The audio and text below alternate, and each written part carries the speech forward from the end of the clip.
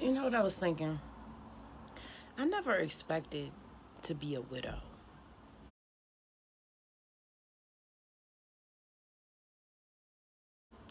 I never expected to get a divorce. We got a divorce right after I got out of rehab, after being married for 20 years. Drugs made our relationship toxic, point blank, period. It destroyed our relationship and it destroyed our family. And ultimately, it took his life because he died from an overdose almost exactly a year after he got out of rehab. We were in rehab at the same time. I went voluntarily because I wanted to get my kids back and I wanted to get off drugs. He went because he had charges and it was court mandated rehab. So now I'm fresh out of rehab, going through a divorce, just got all six of my kids back after having had lost custody for 8 years over my drug addiction. More specifically, we had DSS in our life because of my drug addiction, but what got the kids taken is that my baby daughter got into one of our pills and overdosed and almost died. So that's what did it. That's why it's so important to me, recovery and mental health, because it's played main characters in my life for a very long time. Addiction, abuse, rejection, self-doubt, trauma. It's just never ending. I see it in so many families. When I went to recovery, one day we were in an AA meeting and the question was asked who had been sexually assaulted, and everybody raised their hand. I'm talking about men, women, young, old, white, black, Asian, the staff, the people who were there in the meeting, everybody. And I'm just looking at us like, you I was shocked. I was shocked at how many people have been through the same thing. Drugs will bring everybody down to the same level. I will watch my children and I will see my ex-husband in them. And then I realized that the greatest parts of that man are still alive in his children. And that makes me happy. Because I never expected to be divorced. I never expected to have to start all over again in another relationship. So now I'm sitting up here completely uninterested in moving on with someone else because I've already built a life with someone. 20 years, that's a lifetime. And I've had kids. We've got 6 kids. It just blows my mind how men can just move on like it's nothing. Especially when they move on out of spite, knowing full well that they are still in love with their wife and their children, but they wanted to go run the streets and act the fool and do the most because they were upset. And it just ruins everybody's life. And now he's dead, and I'm a single mom putting the pieces back together. But it's fine because I'm built to do hard things. But it's just funny. I made a video the other day about calling your energy back to you. But at the end of the second video that I made, I realized that releasing energy is just as important as calling our energy back to us. Not just because we've trapped other people in these false ideas of who they are. I thought the other day to myself when I was washing dishes, which I do like 7 times a day. I'm not even joking. Something had reminded me of my ex. His name is Ghost, by the way, so I can stop calling him my ex. And I started to miss him. But then I started to remember how he actually was. And I realized that I missed the idea of him. And then I thought a little bit more and I was like, well, was he ever the way that he is in my memory? And I don't think that it is. Memory is so odd. Sometimes we trap people in narratives that are just not true. We have maybe a romanticized idea of these people. For example, after I met my husband, I found out that he had been stalking me and I thought that it was romantic. 20 years later, looking back, that is psychotic. See the difference? Perspective. Man, toxic love will make you do crazy things. I'm just grateful that I got out of it. And I don't want to speak ill of the dead, but let's just say one of us was a narcissist. And understanding now that that's a spiritual affliction and a mental health situation. So I give him grace. And he gave me grace. But I just wish that I could have been there for him more, and I had known more about mental health and maybe given him more of a support system, and things wouldn't have ended the way that they did. But it solves nothing to regret things that have happened in our life, because we cannot change them, and our experiences build our character. It's who we are, and there's nothing to be ashamed of because we've made mistakes in the past. I've had to forgive myself for a lot, especially with this relationship. I made a lot of mistakes, but I've also learned a lot. It's kind of like when you have a bunch of kids and you make all your mistakes with the oldest one, and by the time you get to grandkids, you're like an excellent grandparent. you know, I get angry at myself for missing him. It's like, why are you missing someone that did so much damage to you and your family?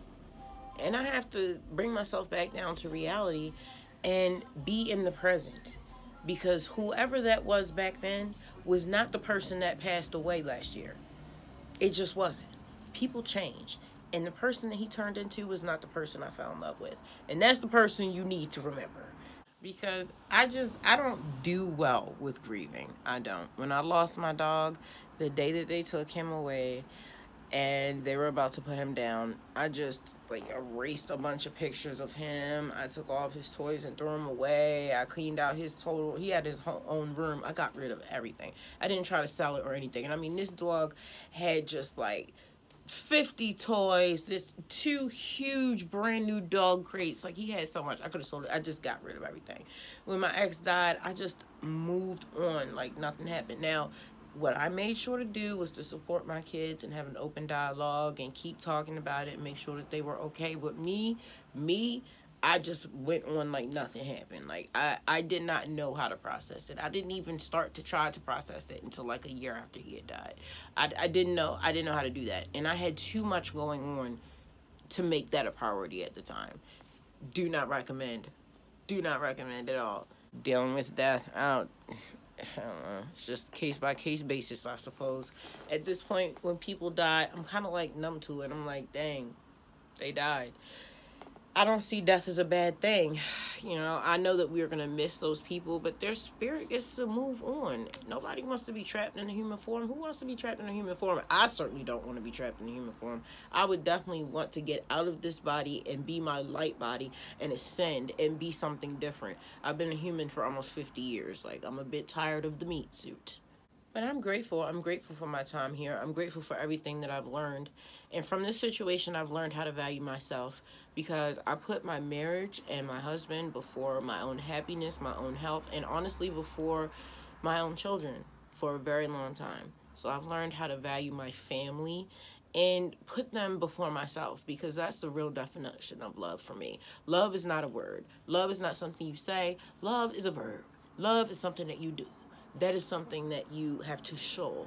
That is something you have to be for it to be real. Before you even try to come for me in the comments, loved and loving are transitive verbs. I just wanted to share that with you.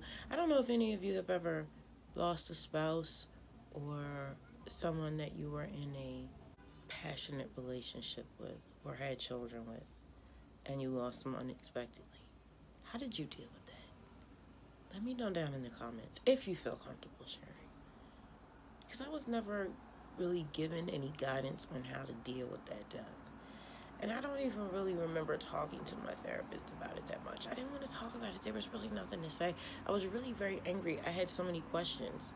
There were so many things that came out about this person. I found out I didn't really know this person as well as I thought I did. And I just thought that I knew him better than anybody in the world. I thought I knew him better than he knew himself. And people have so many secrets.